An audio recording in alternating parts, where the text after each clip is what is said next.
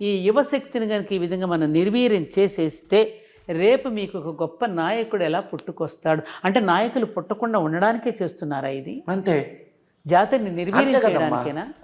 ఇప్పుడు తమ బిడ్డలు, తమ కుటుంబం వాళ్ళే పరిపాలిస్తుండాల. మీరు బయట వాళ్ళు వస్తే ఎట్లమ్మా?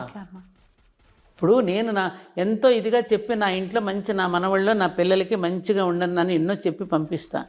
సమాజంలోకి వెళ్ళిన తర్వాత అక్కడ ఉన్నటువంటి ప్రభావాలు అక్కడ లోనైపోతే మనం చేసిన ఇంత కృషి ఏమవుతుందండి? అది బూడిదలో పోసిన పన్నీర్ అయిపోతుంది. అది భయం కాదా తల్లిదండ్రులు? ఇప్పుడు ఒక బంగారపు వస్తువు లేకపోతే వజ్రం ఉన్నదమ్మా, దాన్ని మీరు ఎంత జాగ్రత్తగా కాపాడుకుంటారు? అదే అన్నీ దానికి కావాల్సిన అన్నీ ఏర్పాటు చేస్తారు కదా.